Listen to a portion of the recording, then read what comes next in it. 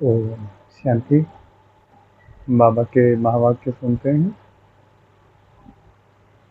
7 सितंबर 2024। बाबा कहते, मीठे बच्चे, ज्ञान का तीसरा नेत्र सदा खुला रहे तो खुशी में रोमांच खड़े हो जाएंगे। खुशी का पारा सदा चढ़ा रहेगा। पर्सन, इस समय मनुष्यों की नज़र बहुत कमज़ोर है, इसलिए उनको समझाने की युक्ति क्या है? उत्तर, बाबा कहते हैं उनके लिए तुम ऐसे ऐसे बड़े चित्र बनाओ जो वह दूर से ही देखकर समझ जाएं, यह गोले का, सृष्टि चक्र का चित्र तो बहुत बड़ा होना चाहिए। यह है अंधों के आगे आईना। दूसरा प्रश्न, सारी दुनिया को स्वच्छ बनाने में तुम्हारा मददगार कौन बनता है? उत्तर, यह नेचुरल कैलेमिटीज तुम्हारी मददगार बनती है। इस बेहद की दुनिया की सफाई के लिए जरूर कोई मददगार चाहिए। ओम शांति। गायन भी है, बाप से 1 सेकंड में वर्षा अर्थात जीवन मुक्ति, और तो सब है जीवन बंध में। यह एक ही त्रिमूर्ति और गोले वाला चित्र जो है, बस यही मुख्य है। यह बहुत बड़ा बड़ा होना चाहिए। अंधों के लिए तो बड़ा आईना चाहिए जो अच्छी तरह देख सकें, क्योंकि अभी सबकी नज़र कमज़ोर है। बुद्धि कम है, बुद्धि कहा जाता है तीसरे नेत्र। तुम्हारी बुद्धि में अब खुशी हुई है। खुशी में जिनके रोमांच खड़े नहीं होते हैं, गोया शिव बाबा को याद नहीं करते हैं, तो कहेंगे ज्ञान का तीसरा नेत्र थोड़ा खुला है, झुंझार है। बाप समझाते हैं कोई को भी शॉर्ट में समझाना है। बड़े बड़े मेले आदि लगते हैं, बच्चे जानते हैं। सर्विस करने लिए वास्तव में एक चित्र ही बस है, भले गोले का चित्र हो तो भी हर्जा नहीं है। बाप ड्रामा और झाड़ का अथवा कल्प वृक्ष का और 84 के चक्कर का राज समझाते हैं। ब्रह्मा द्वारा बाप का यह वर्षा मिलता है, यह भी अच्छी तिथि क्लियर है। इस चित्र में सब आ जाता है और इतने सब चित्रों की दरकार ही नहीं है। यही 2 चित्र बहुत बड़े बड़े अक्षरों के हों, लिखत भी हो। जीवन मुक्ति गॉड फादर का बर्थ राइट है। होवनहार विनाश के पहले विनाश भी जरूर होना ही है। ड्रामा के प्लान अनुसार आप ही सब समझ जाएंगे, तुम्हारे समझाने की भी दरकार नहीं रहेगी। बेहद के बाप से बेहद का यह वर्षा मिलता है।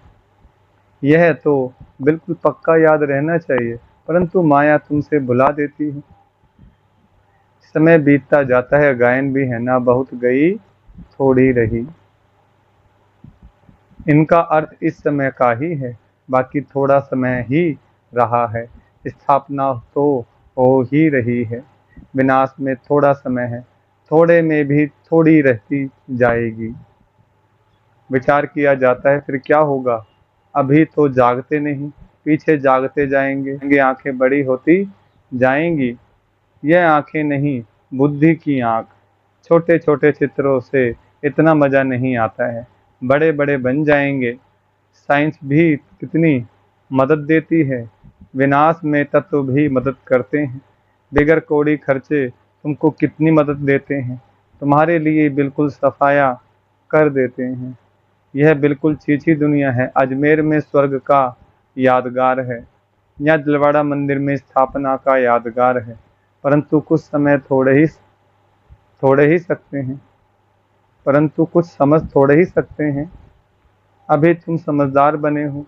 भले मनुष्य कहते हैं हम नहीं जानते कि विनाश हो जाएगा, समझ में नहीं आता। एक कहानी है ना, शेर आया, नहीं मानते थे, एक दिन सब गायें खा गया। तुम भी कहते रहते हो यह पुरानी दुनिया गई की गई, बहुत गई थोड़ी रही, पर दुनिया वाले नहीं मानते। यह सारी नॉलेज तुम बच्चों की बुद्धि में रहनी चाहिए। आत्मा ही धारणा करती है। बाप की भी आत्मा में ज्ञान है, वह जब शरीर धारण करते हैं तब ज्ञान देते हैं। जरूर उनमें नॉलेज है, तब तो नॉलेजफुल गॉड फादर कहा जाता है। वह सारे सृष्टि के आदि मध्य अंत को जानते हैं।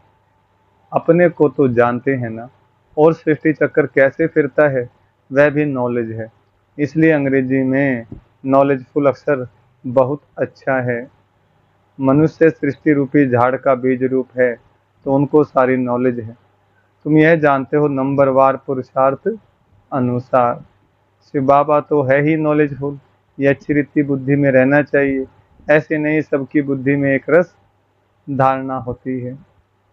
भले लिखते भी हैं परंतु धारणा कुछ नहीं, नाम मात्र लिखते हैं। बत, बता किसको भी नहीं सकेंगे, सिर्फ कागज को बताते हैं। कागज क्या करेंगे, कागज से तो कोई समझेंगे नहीं। इस चित्र से बहुत अच्छा समझेंगे। बड़े ते बड़ी नॉलेज है तो अक्सर भी बड़े बड़े होने चाहिए। बड़े ते बड़े चित्र देख मनुष्य समझेंगे इनमें जरूर कुछ सार है। स्थापना और विनाश भी लिखा हुआ है। राजधानी की स्थापना, यह गॉडफादरली बर्थ राइट, हर एक बच्चे का हक है। जीवन मुक्ति, तो बच्चों की बुद्धि चलनी चाहिए कि सब जीवन बंद में है। इन्हें जीवन बंद से जीवन मुक्त में कैसे ले जाएं। पहले शांति धाम में जाएंगे, फिर सुख धाम में। सुख धाम को जीवन मुक्ति कहेंगे। ये चित्र खास बड़े बड़े बनने चाहिए। मुख्य चित्र है ना, बहुत बड़े अक्षर हों तो मनुष्य कहेंगे बीके ने इतने बड़े चित्र बनाए हैं, जरूर कुछ नॉलेज है। तो जहाँ तहाँ तुम्हारे भी बड़े बड़े चित्र लगे हुए हों तो पूछेंगे यह क्या है। बोलो इतने बड़े चित्र तुम्हारे समझने के लिए बनाए हैं। इसमें क्लियर लिखा हुआ है, बेहद का वर्षा इनों को था, कल की बात है, आज वह नहीं है, क्योंकि 84 पुनर्जन्म लेते लेते नीचे आ गए। सतो प्रधान से तमो प्रधान तो बनना ही है। ज्ञान और भक्ति पूज्य और पुजारी का खेल है ना। आधा आधा में बिल्कुल पूरा खेल बना हुआ है। तो ऐसे बड़े बड़े चित्र बनाने की हिम्मत चाहिए। सर्विस का भी शौक चाहिए। दिल्ली के तो कोने कोने में सर्विस करनी है।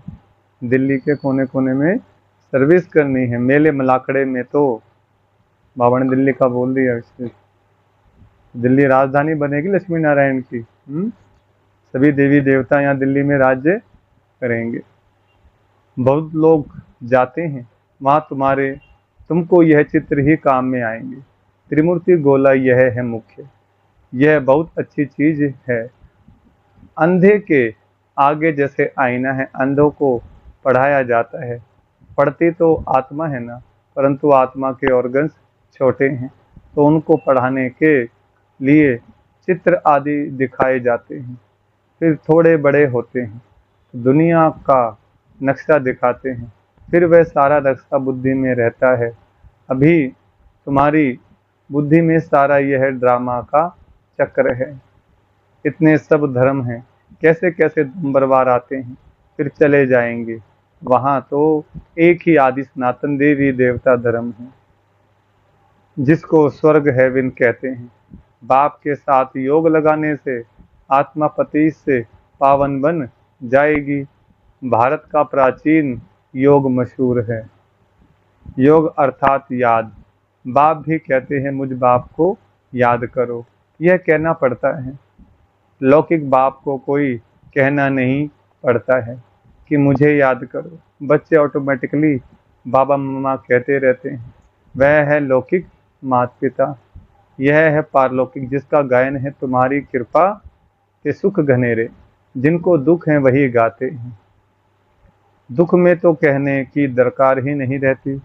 दुख में है तब पुकारते हैं। अभी तुम समझ गए हो, ये माता पिता हैं। बाप कहते हैं ना, दिन प्रतिदिन तुमको गुह्य गुह्य बातें सुनाता हूँ। आगे मालूम था क्या कि माता पिता किसको कहा जाता है? अभी तुम जानते हो पिता तो उनको ही कहा जाता है। पिता से वर्षा मिलता है ब्रह्मा द्वारा। माता भी चाहिए ना, क्योंकि बच्चों को एडॉप्ट करना है। यह बात किसके भी ध्यान में नहीं आएगी। तो बाबा घड़ी घड़ी कहते हैं, मीठे मीठे बच्चों, बाप को याद करते रहो। लक्ष्य मिल गया फिर भले कहाँ भी जाओ, विलायत में जाओ, 7 रोज कोर्स किया तो बहुत है। बाप से तो वर्षा लेना ही है। याद से ही आत्मा पावन बनेगी, स्वर्ग का मालिक बनेंगे। यह लक्ष्य तो बुद्धि में है, फिर भले कहाँ भी जाएं, सारा ज्ञान गीता का इस बैज में है। कोई को पूछने की भी दरकार नहीं रहेगी कि क्या करना है। बाप से वर्षा लेना है तो जरूर बाप को याद करना है। तुमने यह वर्षा बाप से अनेक बार लिया है। ड्रामा का चक्कर रिपीट होता रहता है ना। अनेक बार तुम टीचर से पढ़ करके कोई ना कोई पद प्राप्त करते हो।